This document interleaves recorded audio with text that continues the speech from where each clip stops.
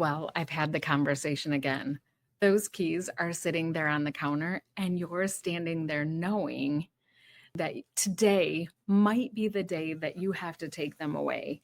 Your heart is pounding and your stomach is so in knots, and you're thinking, how did we even get here? I'm Laura Wilkerson, and I've had this conversation with families more times than I can count. The conversation about dementia and safety and independence, and about love and letting go. And here's what I want you to know up front: you're not the villain in this story. And today we're going to talk about one of the hardest decisions you'll face as a caregiver, knowing when it's time to take away the keys and how to do it without destroying your relationship or your heart in the process. We'll cover how to recognize the real warning signs that go beyond just their age and how to have this conversation with love instead of conflict. And most importantly, how to help your person maintain their dignity when their world feels like it's shrinking right down. And I want to start with something really important because this isn't about age. I've seen 85-year-olds who are safer drivers than some 45-year-olds. And I've seen 70-year-old drivers with early dementia who should never have been behind the wheel in the first place. So, what are we actually looking for? I was just working with a family in my last visit, and what I told them was it's the signs that matter, those ones that show up in everyday moments. Your mom is getting lost coming home from the grocery store. She's shopped there for 20 years. Your dad is calling you 3 times asking you, where did I park my car? I can't find my car. And it's someplace that he's been at least a dozen times. And these aren't just senior moments. These are your person's brain struggling to process that information. And here's what I told the family that I was working with, and I think it's very important for you as well. Watch for those patterns. This is really super important.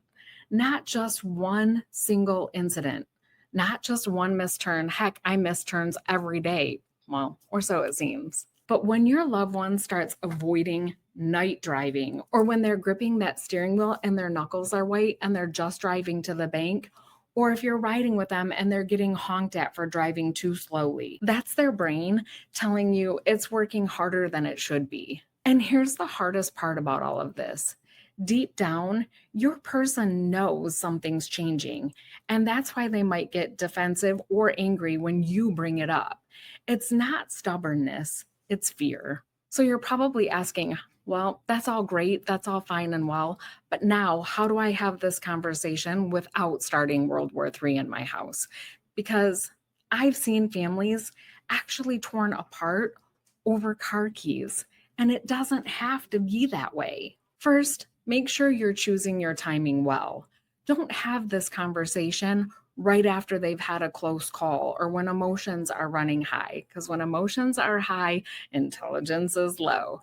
So pick a quiet moment where you're both calm, maybe over morning coffee or maybe during a walk or somewhere where they feel safe and heard. I want you to start with love and not fear. So instead of saying something like, hey, dad, you're going to kill someone if you don't stop driving, start by saying something like, hey, dad, I love you so much and I don't want you to get hurt, or I don't want you to hurt someone else. However, I've noticed some things that worry me, and I want to talk to you about how we can keep you safe, but still independent. And I want you, before you go into this conversation, to think about it like a partnership, not as a punishment. Say things like, let's figure this out together, or what would make you feel more comfortable?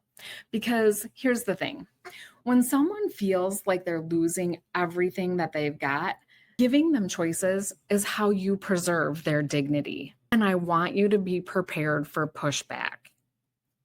They're going to say things like, well, I've been driving since before you were born.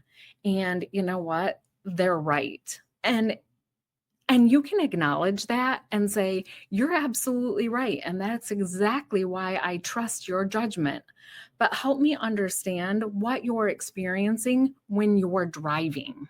When I'm working with families, I tell them, look, if this conversation is too hard for you, you can have me assist with that conversation and I can be the bad guy. But you have to understand that taking away the keys is just the beginning. The real work is helping your person maintain independence in new ways. Because driving really isn't about just the act of driving, it's about independence, control, and them still feeling useful. So, what you need to do is you need to start planning before you think about taking away those keys. Research things like ride sharing options, look into senior transportation services, talk to your neighbors, some who might be willing to help out with taking your loved one where they need to go, and make a list of all the places that your person goes regularly, like the grocery store, bingo on Tuesdays, the pharmacy, the doctor, their friend's house for, book club or something. And then create a plan for each one of those places that they go visit. And here's the thing that I find that most families in my practice don't think about before they start this conversation. We've had it from like medical to family caregiver, but what I've seen many times over and over again is that they don't involve the person who they're taking away the keys from. And here's the thing about that. You need to involve them in the solution. You need to let them help you research options. And if they're able, let them call the senior center to ask about the shuttle service. Let them be a part of solving the problem instead of just the victim in it. And by doing that, you're going to get better buy-in from them. Look, here's the thing that most people probably won't tell you, but deep down you know to expect, is that you can expect that there's going to be mourning a loss, not just by them, but with you as well. The loss of their independence, yes, but also the loss of spontaneity, of being able to go help somebody when they need it, or feeling like they're a full adult still and not dependent on you for the things that they need now. And you need to understand that that grief is real and it's very valid. Some days are going to be much harder than others. Some days they're going to ask for their keys back and your heart is going to break all over again. And that's normal because that's love, right? And that's exactly why you're doing the hard thing, because you love them too much to let their pride or fear make the decision for them. And here's where I see sometimes families fall into the gap and what nobody's going to tell you. You might go to the doctor hoping for support, and the doctor might say, well, they seem fine to me. Or you might think that the Secretary of State, where I'm from here in Michigan, or the DMV, Department of Motor Vehicles, if that's the term that they use where you're from, you might think that they're going to step in. But unless there's been an accident or a police report, oftentimes they're not going to step in and help you. And this is where I'm going to encourage you to be your own advocate. I need you to start documenting everything. You need to keep a journal of all those incidences. Start taking photos of fender benders or scrapes on the car or the garage that's now got big chunks taken out of it. If they get lost, then write down the details of where they were, how far away were they when they were found. If they call you confused about where they are, you need to take notes on that, not just act on it. And I tell families all the time, don't be afraid to involve your medical provider more directly. Most primary cares are going to listen if you call ahead and say, I need 5 minutes to share something with you before my mom or dad sees you. Give them specific examples from everything that you've been documenting. Don't just give them vague, well, it kind of went down like this, or it might have happened like this. Be very specific with what you're saying. I often encourage people to send that in as an email so that it becomes part of their permanent chart. I know some people can be pretty tricky. I've had people take away the keys and their loved one had a spare set. I've had people disenable batteries and I've had them call AAA and get that car running again. So sometimes you need to be creative in the way that you take away the car. I've had families in the past who have gradually made the car just less and less available. They might have done this by saying that it needed repairs or that the registration was expired, or maybe the insurance company requires a driving test of them. And in doing so, you're not lying. You're just buying yourself time while you help them adjust to these other options. Remember, you're not trying to win an argument here. You're trying to keep someone you love alive. And sometimes love looks like being the bad guy for just a hot second. I know all of this can be super hard. You're watching someone that you love lose pieces of themselves, and it feels like you're the one that's taking those things away from them.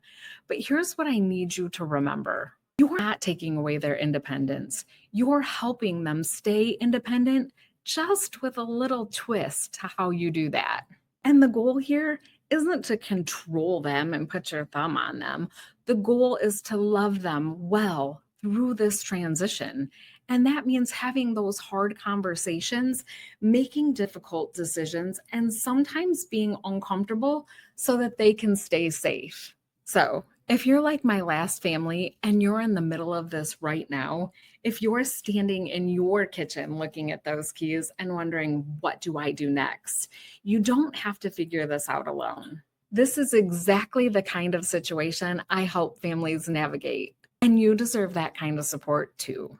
I'd love to have you join our group, Dementia Caregivers Success and Support Group on Facebook, because every family deserves a plan that honors both safety and dignity. And I'd love to know, what's one thing that's making the decision harder for you right now? Drop it in the comments below, because sometimes just naming it makes it a little less scary. And remember, you're not alone in this.